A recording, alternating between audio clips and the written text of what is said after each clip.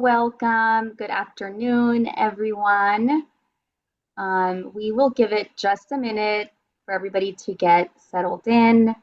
No more than 1 minute though, because we have a lot of information to cover today. But I hope you have all been enjoying today's sessions. The last few days have been truly remarkable. We've heard so many great stories, and we hope that today's conversation contributes to that experience for you all. So to just introduce today's topic, we will be talking about social justice and community care frameworks that keep pets with their people. I'm Nadia Oseguera-Ramon. I work for the UC Davis Koret Shelter Medicine Program, specifically as the California Program Manager for the California for All Animals program. For context, that is a government-funded program that was awarded to the state of California so that funds could be distributed to animal shelters and animal control agencies in California. So in my current role, I have had the honor of working with each of the panelists today. It's been a pleasure to watch your work from the sidelines and to cheer you on. I really mean it when I say your work is very inspirational and remarkable. For our audience, just to give you a little glimpse of today's session, you're going to hear from panelists who are working in animal welfare, but not just working with animals, because their work highlights that our field is just as much, if not more, about the people as it is about the animals. They're going to share snippets about how their work is at the intersection of social justice and community care. We won't be able to get too into the weeds, unfortunately, because we only have 1 hour and they do such incredible work. So 1 hour is not going to do it fully justice. But I did add some resources to the community board that has our session's title. So please check that out after today's session. And I do just want to acknowledge, I see our fourth panelist is here too. So why don't we kick off with rapid fire intro. So just very briefly, if each of you can just tell us a little bit about yourself and how your work supports marginalized pet owners, especially people who are experiencing homelessness. So Jenna, we'll start with you first. Sounds good. Hello, everyone. Thanks so much for being here. My name is Jenna Topper, she, her, they, them. I am coming at you from Sacramento, California, land of the Nisenan. And I am the Homeless Outreach Coordinator for City of Sacramento Municipal Shelter, Front Street Animal Shelter. So I have been charged with building out this inaugural program that directly serves pets and their people experiencing homelessness with medical care, spay neuter, and a whole lot more that we'll get into. Thanks, Jenna. Lori, can you please introduce yourself? Yes, I'm Lori Weise with founder of Downtown Dog Rescue. We have been around since 1996, so quite a long time. And our focus has always been on keeping pets with their people, focusing on meeting people where they are and what very client-centered format where people are directing us and telling us what they need. We run a spay and neuter clinic, a wellness clinic, and we have our own kennel. So that's it.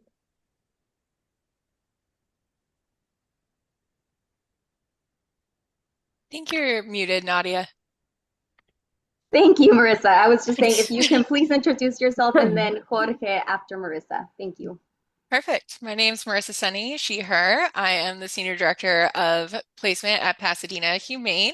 Until very recently, I oversaw our community resource and admissions departments.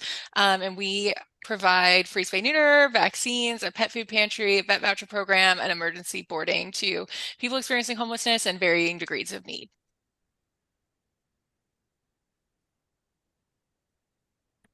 Go ahead, Jorge. Hello, everyone. My name is Jorge Delgado. I work for the Humane Society of Sonoma County here in Northern California, an hour from San Francisco.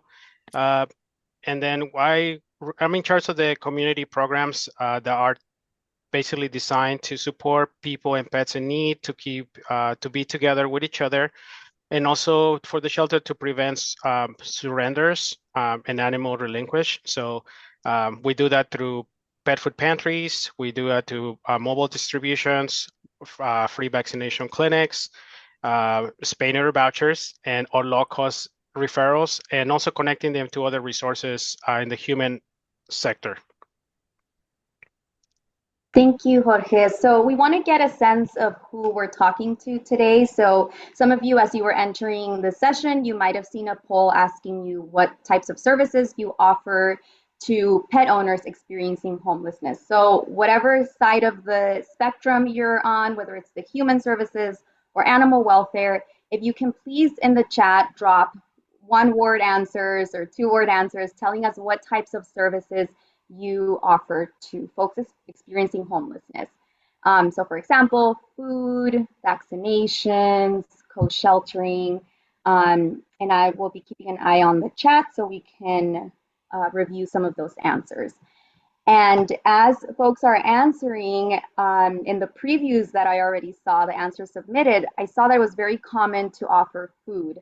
I'm super curious to see why that's the most common thing, especially when it seems to be such a big issue for folks to even be able to access pet food.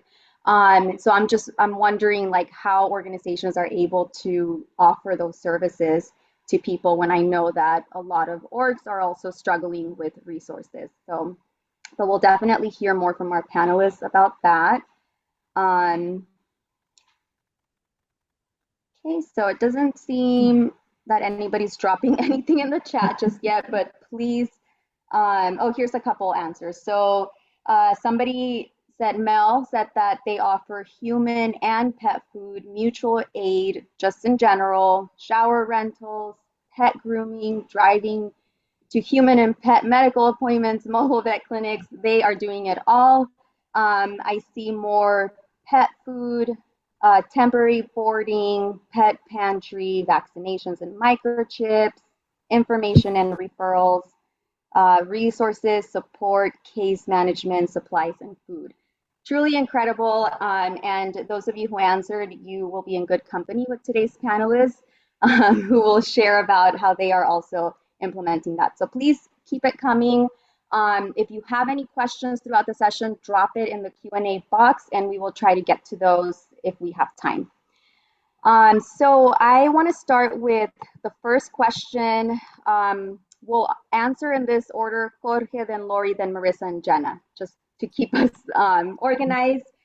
So trust building, compassion, cultural responsiveness are all key to ensuring that the people you're working with feel seen and understood rather than just saved by some rescuer. How do you prioritize human connection and trust building over data collection and saviorism? Tell us what success looks like in your programs and how you capture values that traditional metrics cannot account for, like trust building and compassion. So we'll start with you, Jorge. I think for me personally, when I started creating these programs along with the team, one of the questions that we really depth in search was, how do we measure compassion? You know, because at the end of the day, that's kind of what we're doing this program, showing compassion to someone that is struggling. So when we dig here in this, we realize that in a data-driven type of programming, you know, that's a measure. How do you measure that, right? And it's the amount of bags that you get, the amount of thank yous that you get. You know, for us, it's the amount of people that we get to meet, the amount of people that we get to interact. So what success look like for our programs is when people come to us or we come to them and they're very open about what they need, and they're very open to tell us what they want to have from our programs. And when they also tell us the truth, when something they don't like, when something they don't agree with the way we do things, you know, because that's very important of how we shape the future of these programs, what we keep and what we need to you know, get rid of in order to continue these programs long term. So for me, success, or the way that we preach it here, is, the more people we get to interact, the more connections we get to make, that's what success is for us. And we can track those. We can track the calls. We can track how many people we interact with just by tally, signatures, you name it, but that's all trackable. Lori. Yes, so great question. And this is something that I have struggled and I still struggle with, our whole team struggles with, is proving to people that are offering grants or just your supporters that you are actually doing work. Our team knows we're doing work. We're there every day, 7 days a week, offering some sort of support to our people. But I think the way that we measure it is, well, first, I want to say when we measure, we always take into account, should we even have like laptops or should we have any kind of like our phones out, or should we just do old school paper? And sometimes that makes people feel more comfortable. It's very minimal at first, and we can always do data entry later. Whenever I'm training somebody new, a really big point that I make is I will never be mad at you if you put the person first and you have no data and you did something wonderful. I will always support you, because sometimes, not like usually all the times in crisis, that's when we need to be really focusing one-on-one with that person. They're at a low point perhaps in their life and they're meeting you for the first time. So recording data and all that's pretty tough. But like Jorge said, we can definitely track by numbers of people that we serve. We can just see how successful, just see how many people showed up to like a free vaccination clinic or something like that. But in kind of wrapping up, my answer to this, I would say too, is we are very committed to clients.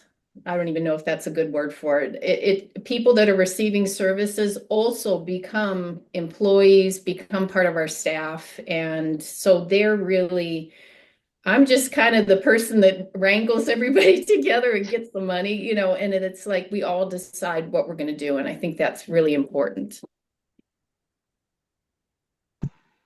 Marissa and then Jenna. Perfect. I think very similar to what Jorge and Lori both said is really focusing on the people. I love data and I love looking at the numbers, but I think something that's important to remember with data, especially when you're talking to donors or supporters or the community, is that data can really be shifted to be viewed any way you want to tell that story. And so I think the way we look at data and we share data is to represent all of those interactions that we've had, all those people and pets we've interacted with, and who we've been able to help. I think when I look at our data for our pet food pantry, our vet voucher program, our spay and neuter, I'm looking at, okay, these are all the people that we were able to say, yes, we can help. And I think that's really where the data is important, to share those stories of, yes, here I can tell you this story of these people, and that's incredibly impactful. And then share the data with you and say, hey, and we were able to do this for 108 other people because of this kind of support. Because of the grant we got from UC Davis, we were able to help 103 pet parents with 108 vet visits for their pets that they wouldn't have otherwise been able to access. But it is about those individual people, like this gentleman, Mike, and his cat, Kitty, that we worked with. He was experiencing homelessness, and he came to us because he just saw that there was a shelter nearby and didn't know what to do. His cat was crashing very quickly from a very severe URI. So we were able to get him transportation, get him into the vet, get his cat stabilized. That's really what those data points represent to me, not just numbers on the paper. It's really about who we helped and what we were able to do.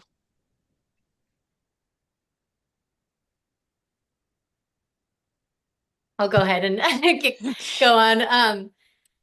Everything they said and more. I think some other things to add are that being a trauma-informed care, being trauma-informed is like the foundation for being a people-centric organization. And that really requires us to not only understand the philosophies and the ideologies around being a trauma-informed care organization, but understanding what that looks like in practice, and more importantly, what it looks like in conflict as well too.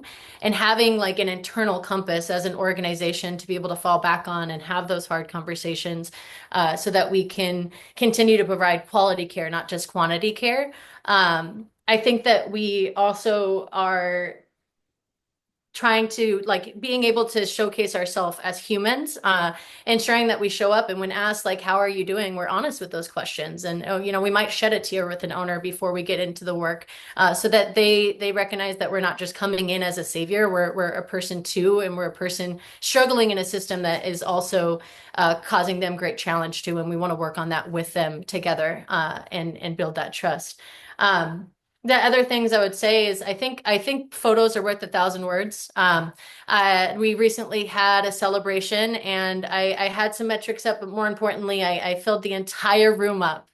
All the walls were covered with photos and photos and photos of all the different interactions we had, that ended up showcasing so much more than those numbers. Those numbers really didn't matter in the end of the day.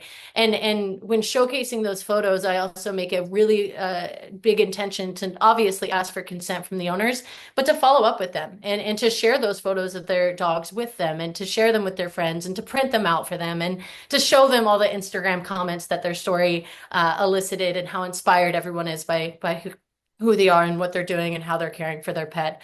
And so I think that being compassionate, like it's not just about the number of people that are reaching out, but obviously how they're being treated and their receptiveness to seeing you as a partner in their circumstance, rather than a provider all the time. And I think that we've seen that be successful as we've built trust and rapport with a lot of communities that have historically been adverse to working with city entities. Thank you, each of you. Something that stood out for me is not just the humanity that you're bringing into the work that you're doing, your own humanity, and obviously seeing that of others, but the self-awareness, which, to me is a really important thing here, that you are all, from what you're saying, you are aware of the people that you're working with, the lives that they're living, and we'll get into this, but also getting to know you, I know that you also have the self-awareness to know your positionality in this collaborative work. So self-awareness is key to those who are listening.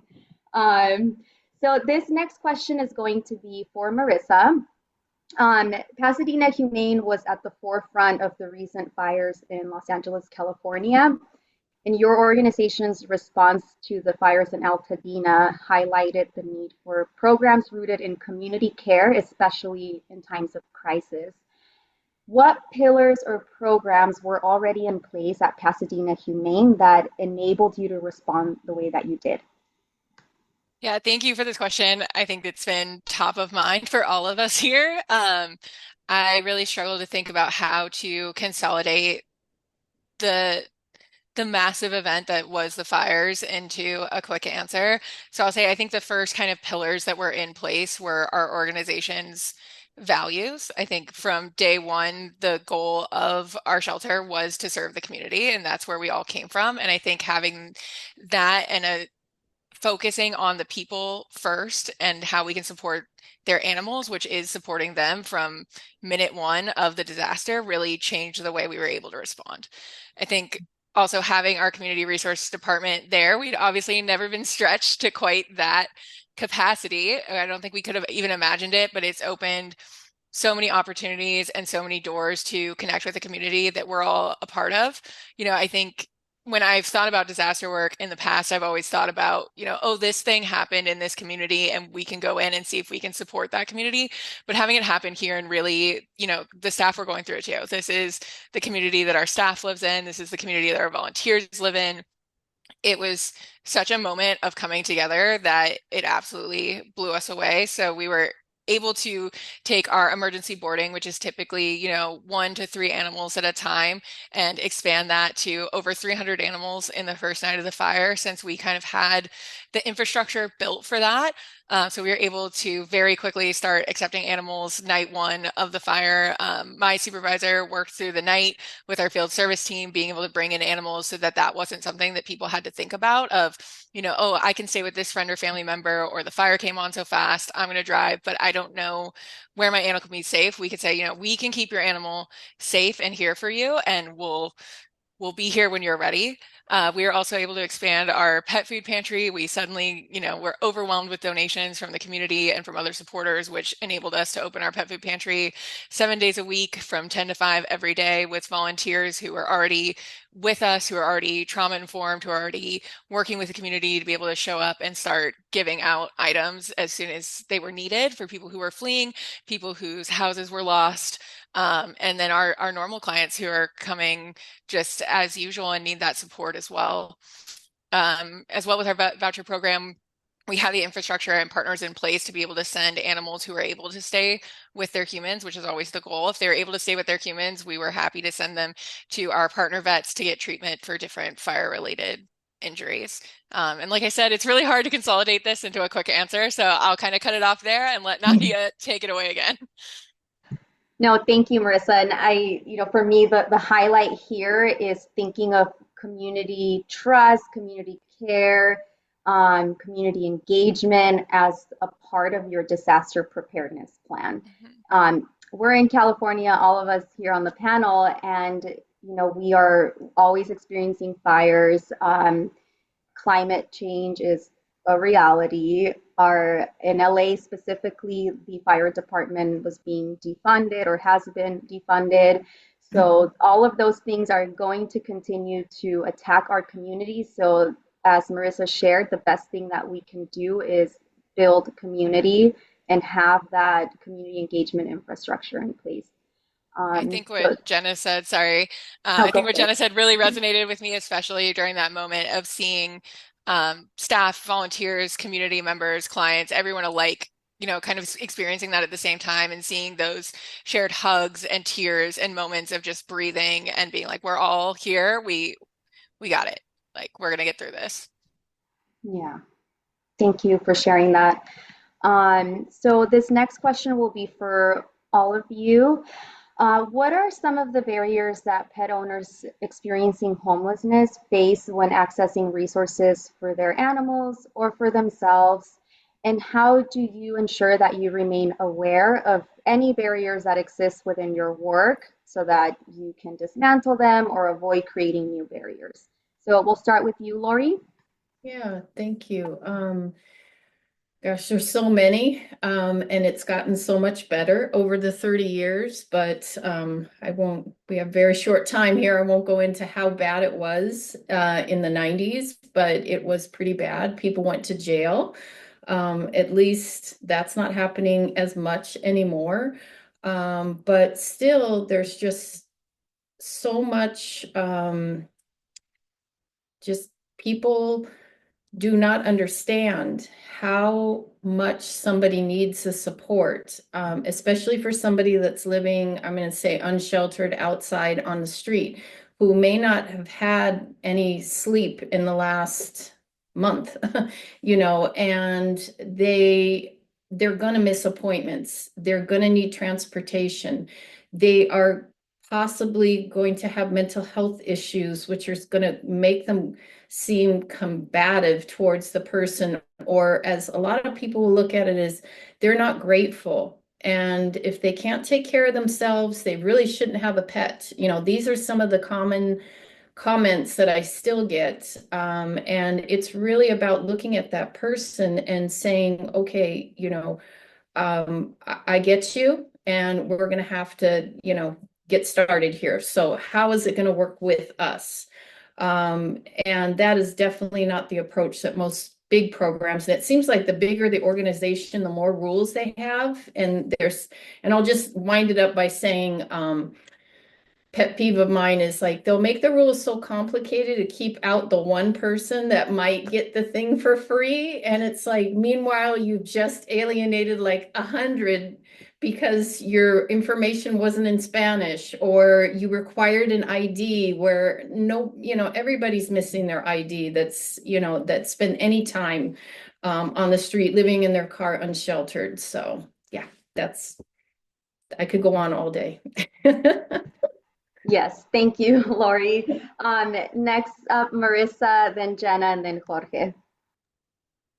I just want to put what you said on a poster, Lori, about you can alienate 100 people to keep Yeah. out the one person. And I think that's a really important thing to keep in mind, especially when we feel like there's a situation where we, might feel like we're getting taken advantage of. It's just I'd rather help and be there for every person. And, if they're saying they need help, who am I to say that they're taking advantage anyway?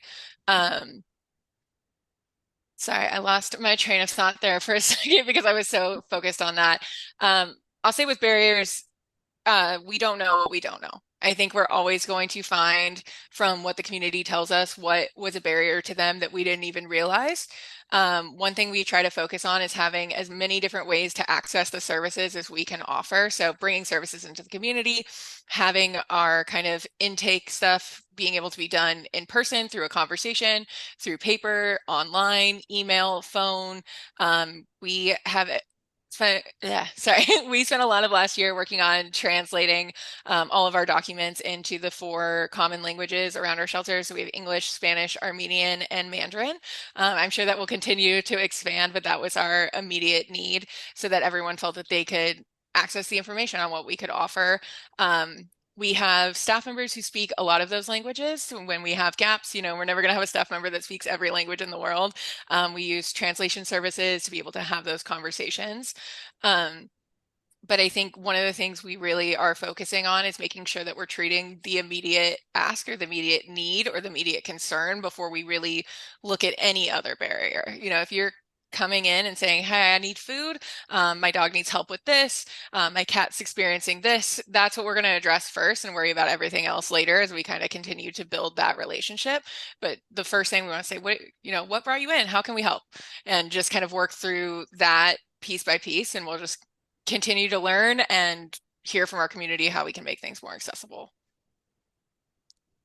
Thank you, Jenna.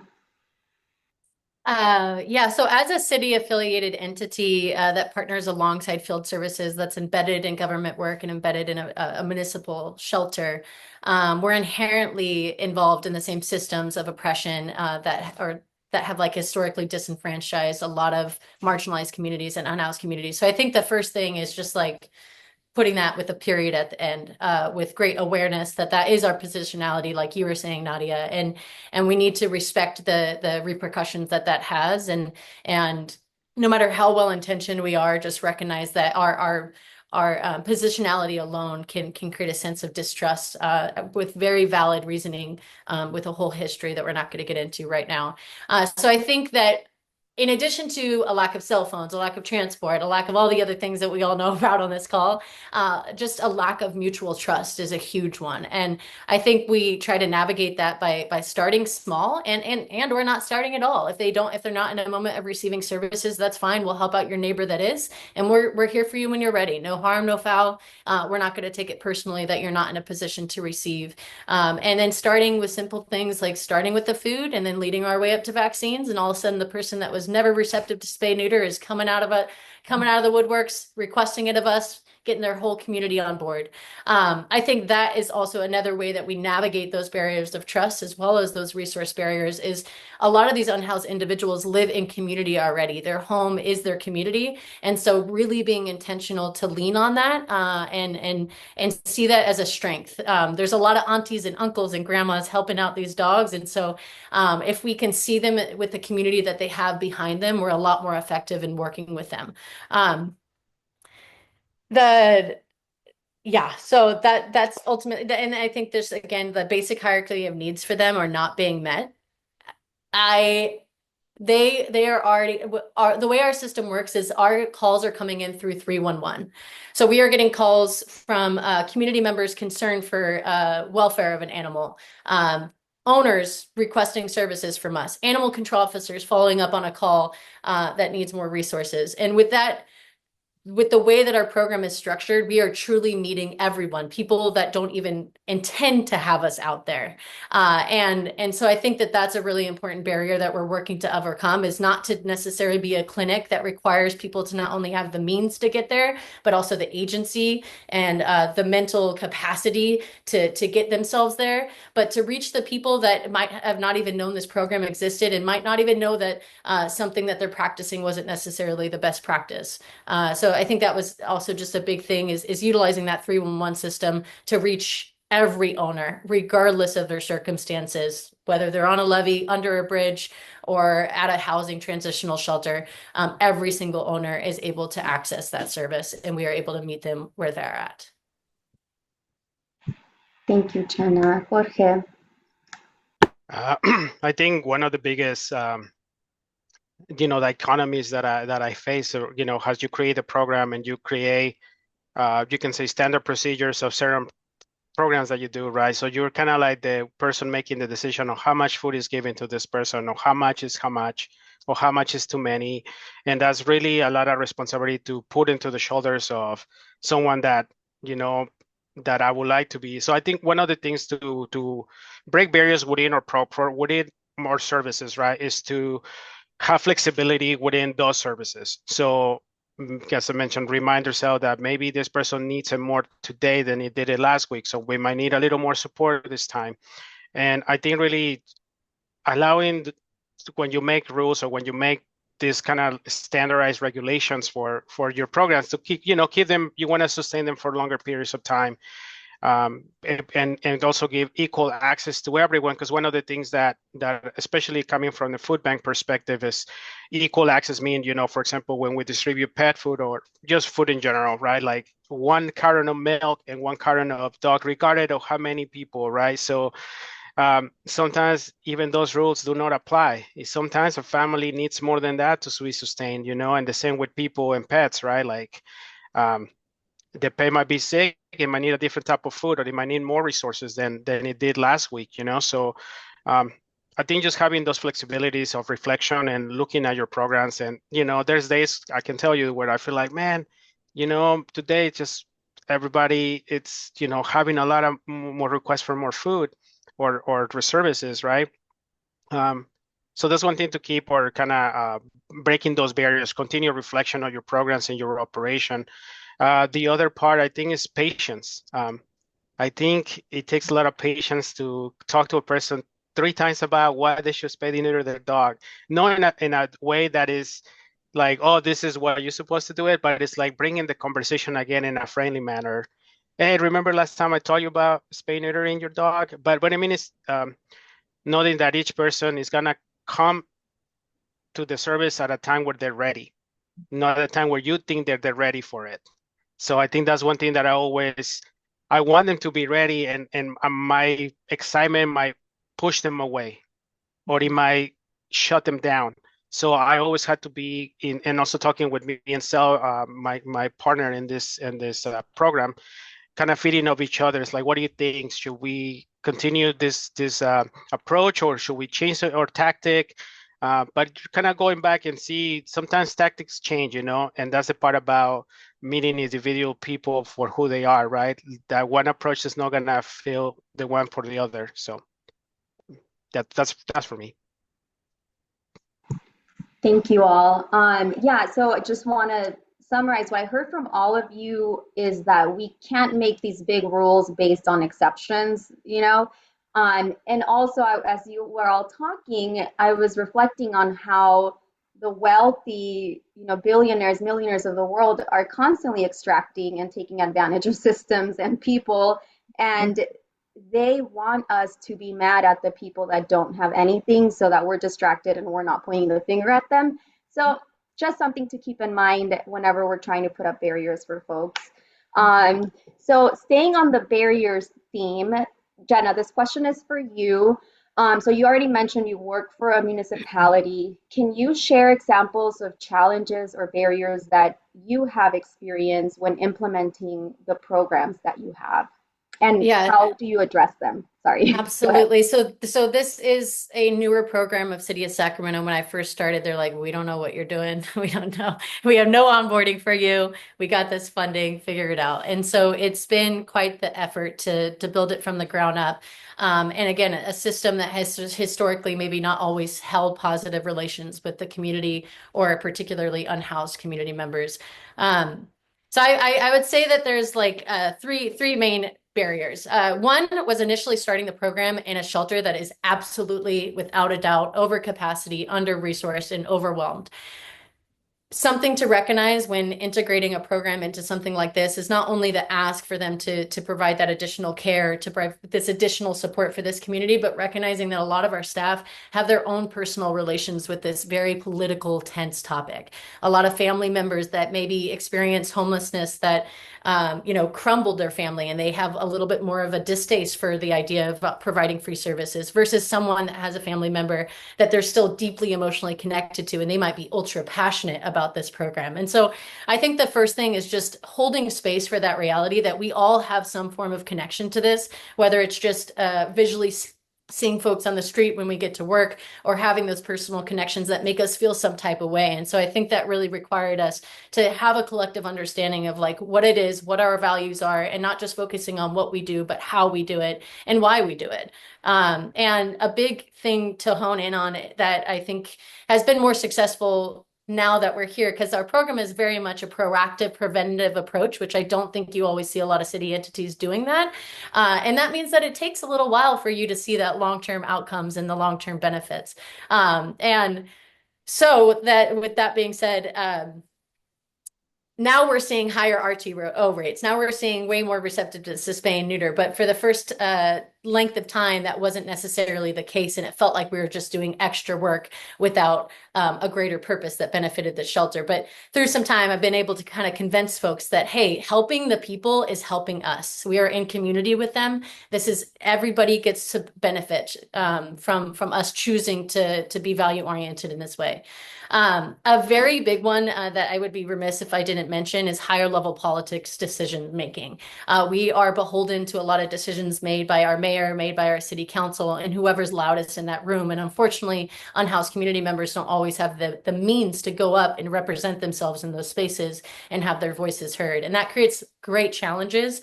Really what we do to navigate that is being a safe space for owners to vent and doing our best to advocate within the system. I'm not afraid to go follow up and try to speak to a code supervisor to inquire what's going on, or to be this person's advocate internally within the city system, and to remain really open to having those hard conversations.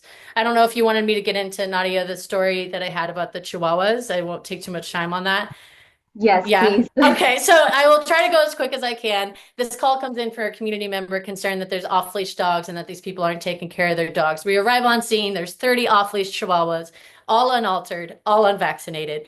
We get there, we start vaccinating, we go through all 30 Chihuahuas, and then we find out that they had a fresh new puppy litter that they were requesting assistance with rehoming that tested positive for parvo. So now we have 30 off-leash Chihuahuas that are all positive parvo exposed. We worked with them to get those animals rehomed and take care of the parvo puppies and nurse them back to health. And then over the course of 7 months, we worked with those owners to get everybody vaccinated, everybody spayed and neutered through multiple follow-up attempts. We had several more puppy litters happening while we were trying to support that spay neuter. And so with those puppies, we worked with actually Sonoma Humane Society, Street Dog Coalition, and other community partners and UC Davis vet students to help foster those puppies. And it was a huge community effort. We ended up getting to the very end point where everybody's spayed and neutered, everybody's up to date on vaccines, no parvo in the area. And we never had to involve an animal control officer. And that was the big thing, is we minimized the impact that it had on the shelter. We didn't have 30 chihuahuas coming in and taking up space in our shelter. And by the time we were assisting them with those few rehoming efforts with the owner's initiative, they were already spayed and neutered, and they were already altered, and they were adopted the next day. And so it was a real just great example of what it means to put your values first, and the fact that it benefits not just the people, but also the shelter. And now those owners are some of our biggest advocates. I can't tell you how much. Unhoused folks aren't often like on Google sending reviews of how good our program is. And so that word of mouth really matters. And that's a determinant of success, is when we've got them advocating for us in the community. That's incredible. And I mean, you're all doing amazing work, but right now I just want to shout you out, Jenna, that what you're doing is truly incredible, and your community is so fortunate to have you in their corner. So I am going to ask this question to all of the panelists. Offering personalized, tailored services can help push back against harmful one-size-fits-all approaches. Give us examples of tailored services you offer to help meet the unique yet diverse needs of the people your programs support. And when you're providing these services, how do you take into consideration the nuances of racial inequities and the violent policies aimed at further oppressing people? So it's a long question, but Marissa, please take it away. Thank you. Yeah, I think the foundation is that nothing we offer really is one size fits all. I think it always starts there. And I think the more we ask, oh, well, why? Or can we do this? Or, going back to what we said earlier of just, why are these rules here? Are they necessary? And can we throw them out?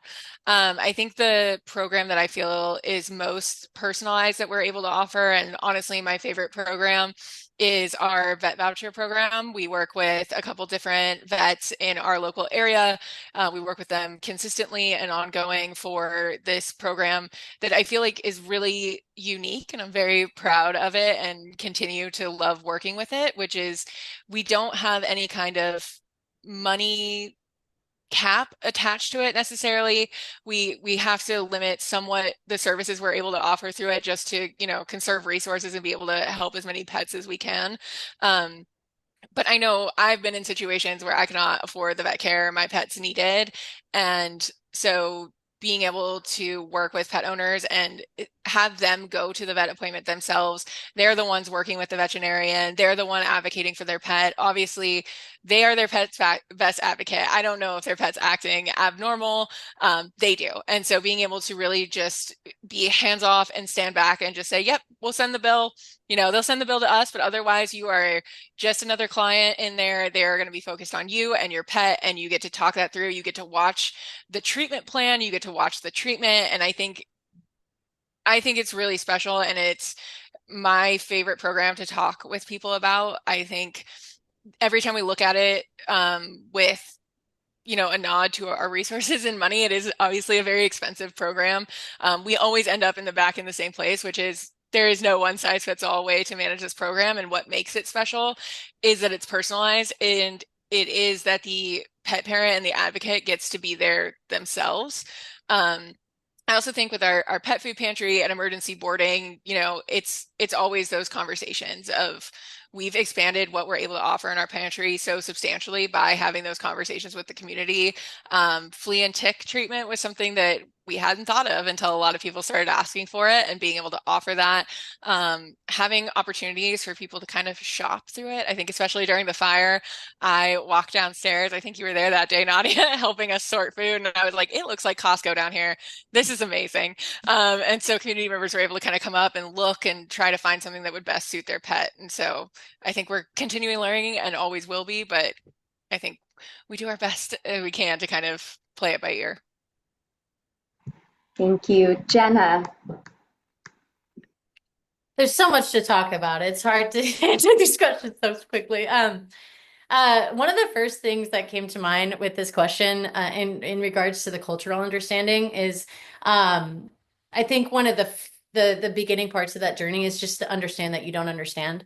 I think that it's also really important to be mindful of your language. So saying something like "I understand" can trigger someone to be like, "You don't understand," and like conceptually we understand.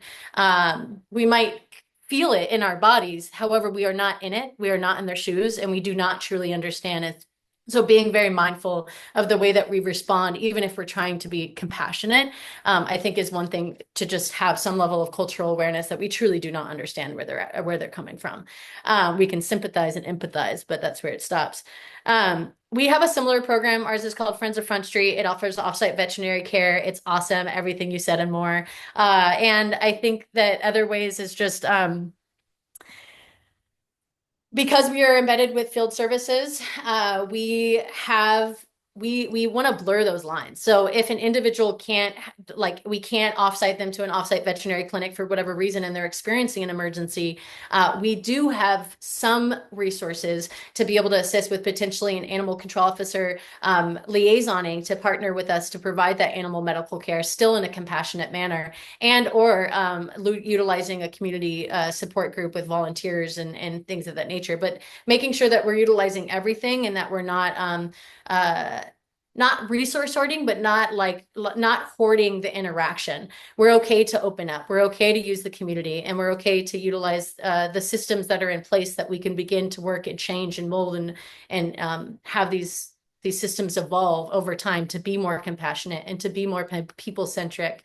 So I think that's another one. And then I'll end it with this. We are very excited. If you want to check out like our Instagram, we just got a brand new mobile vet vehicle. Initially, it was going to be this big, huge trailer attached to a truck, but we opted for a Sprinter van so that this vehicle can go anywhere and everywhere. And yeah, we don't have as much space in the vehicle. We don't have as much kennels, but we've got a big shade thing hanging out outside so that we can, recover animals outside. So that is a big one that we're excited about, is that mobile vet vehicle that is going to be able to go anywhere and everywhere with no limitations.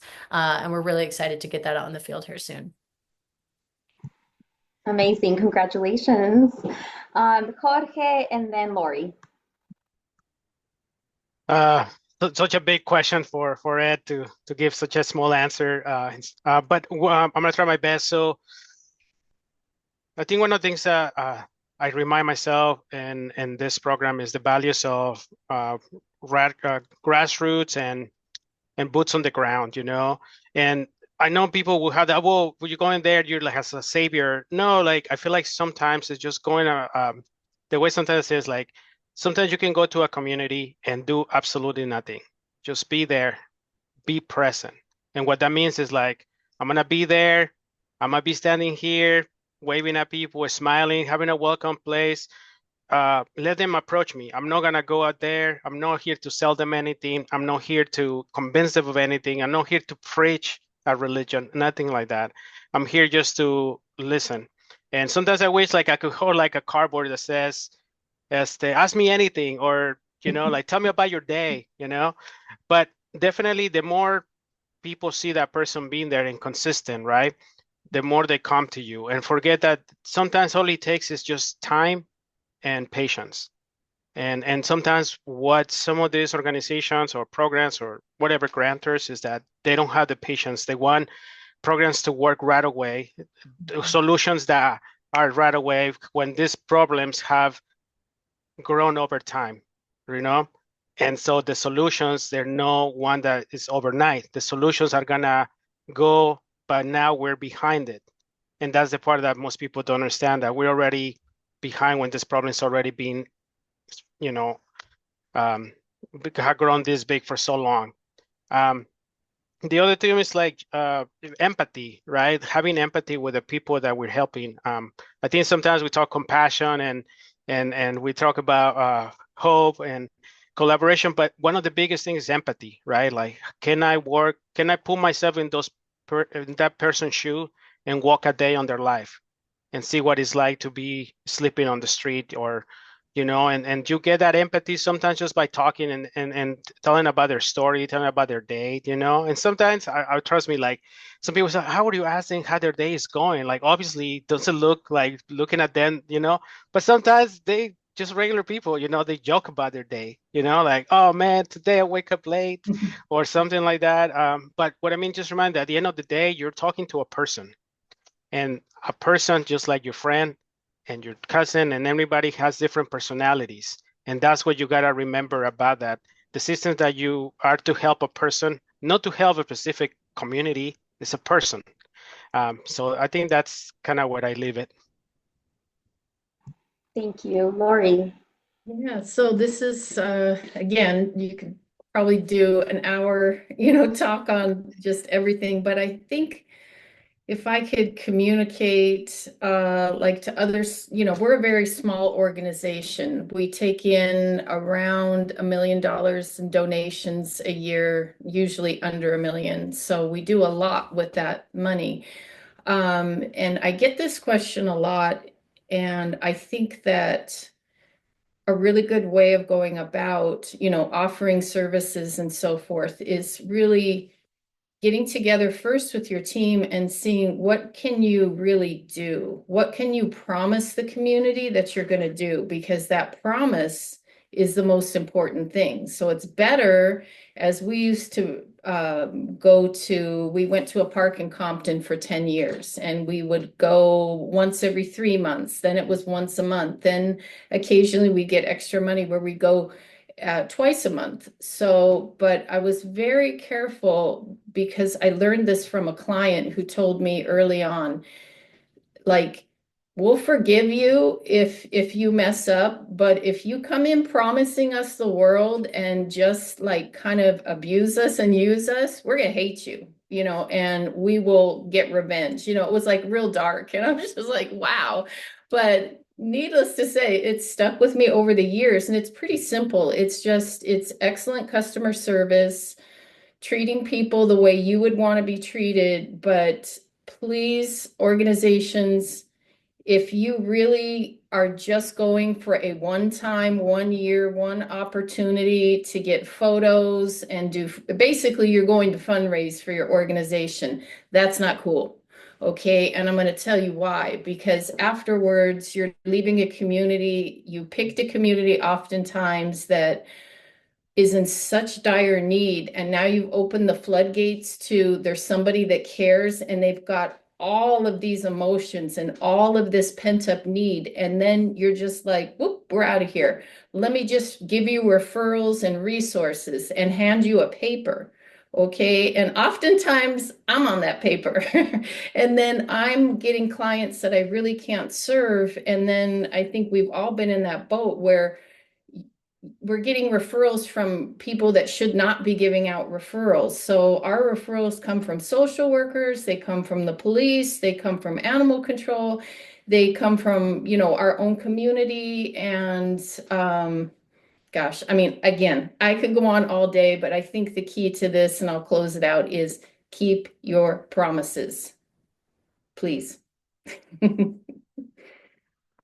Yes, mic drop for that. But yes, everything that you all said definitely makes sense, and it's like in opposition to like the saviorist approach, right? Like you're really trying to be in with the community, you're trying to understand where folks are coming from, and I met you all through being a funder, and so something that was important for us is to not perpetuate the same things that we are expecting organizations to not perpetuate. And so I guess this call to action is more so for funders. Lori already gave a great call to action to the big wealthy orgs, but for funders, don't enable those behaviors where like all you want is photos and data. Like there is so much more that goes into the work that these folks are doing that then photos will never be able to capture. Like, yes, the example you shared, Jenna, it's incredible to see it all in front of you. But more important than that is what you said, Lori, keep your promise to the community or don't even go in there to begin with. So with that, we're going to go to our last question, and this is for all of you. This is going to be about a question about how you build relationships with other agencies. So keeping pets and people together, regardless of their circumstances, requires a holistic, collaborative approach. Can you give us your top 1 or 2 recommendations for building and sustaining strong collaborative relationships? And I'm specifically talking how you all build relationships with human service providers. So we'll start with Jenna. Okay, I'm going to try to keep it short because I know our time's dwindled. I sat on this for a minute, and this earlier on in my career, we were asked to develop core values. Best thing I ever did. The guidance around that was choosing core values that are centered, chosen freely, consistent, clearly you, and they have congruence.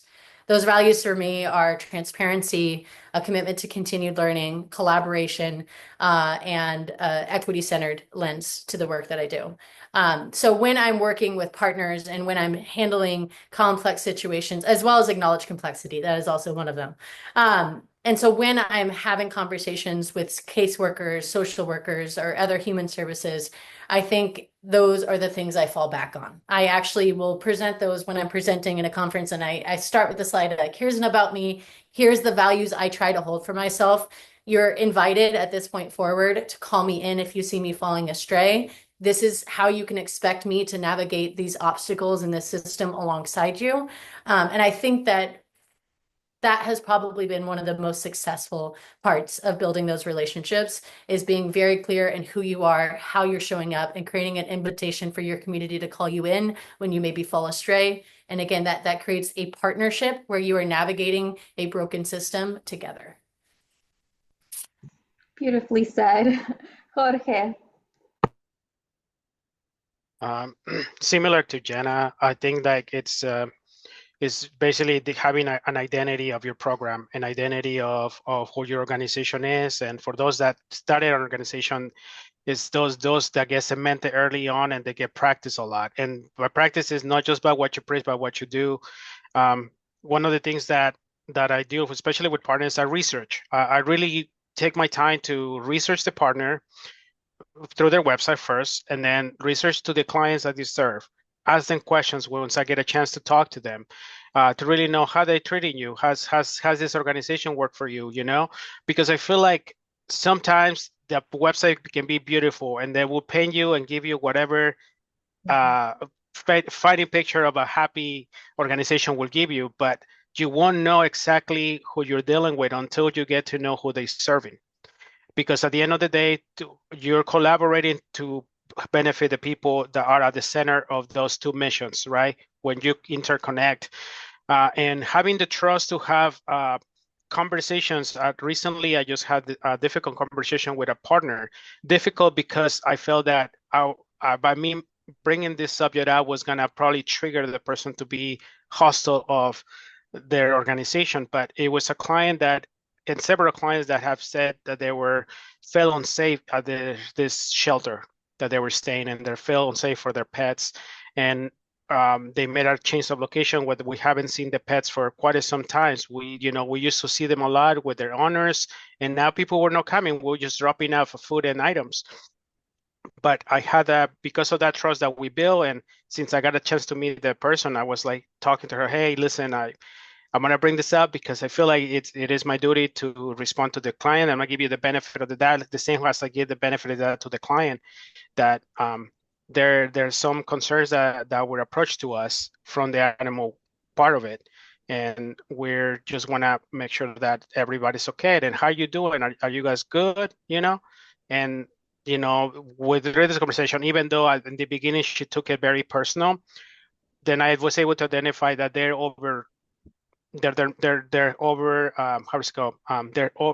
they're understaffed very bad, and then the stress that they're having by helping all these folks is becoming very very bad, that there's now kind of friction between them. So anyway, but I wouldn't been able to know that if we didn't have that trust and that ability to communicate something as delicate as a subject. So I think that's one thing. Choose partners that you research. And when you select a partner, or when you select to collaborate with a partner, to have, if you don't feel that you can have those conversations, I will really think twice about partnering with them. Yeah, thank you for that. So, Lori and Marissa, we only have a couple minutes left, but please share your recommendations. Sure. For partners, I was listening to what Jorge was saying about researching them, and really, I like to take great care and make sure that if I'm working with somebody, that they do share the same beliefs that we have. Yes, we are an animal welfare organization, but we are 100% people first. You can't take care of pets without people. So if organizations say things like, oh, I hate people, that's why I love, doing, dog adoptions or whatever, they're probably not going to be a good organization for us to work with. And I think to really make it simple, the organizations that we've been very successful and have had long-term cooperation and really a good relationship is really, it's like you can say whatever. And like Jorge said about the website and all that, but it's actually doing the work together. So just taking on a really small case where just somebody needs access to spay and neuter, something so simple, but it's just how the handoff and how that client and the whole experience. And then I always like to ask the person, like, do you like this? Are you like, if they're in a shelter, do you like the shelter, or do you feel safe in the shelter, or whatever it is? And that's, we get a lot of good ideas from the people that we serve. So yeah, thank you. Thank you. I Go ahead, know Marissa. I know we're over time, so I'll make this very quick. I feel like I learned so much from all of those answers. I was over here taking mental notes. So I think I won't try not to repeat what anyone else said. I think something that we learned, or that I learned specifically, is sometimes you can't always start those partnerships with the organization as a whole. A lot of our partnerships have come from working with individual caseworkers on individual cases, and kind of that caseworker network expanding, and just kind of echoing what everyone else said, being very honest and transparent about what you're able to provide, sticking to your promises, not going back on your word, and kind of building that trust with the people, with the organizations, with caseworkers, is very important. Yeah, I think I'll leave it there just to not keep everybody waiting any longer. Yes, thank you so much, Jenna, Jorge, Lori, and Marissa, for sharing your time. I know that it went by so fast. I appreciate you, and thank you to our audience. Let's continue the discussion in our community board post. I would love to hear what actions folks are ready to take after today's talk. Thank you so much, everyone. Have a good rest of your day. Thank you.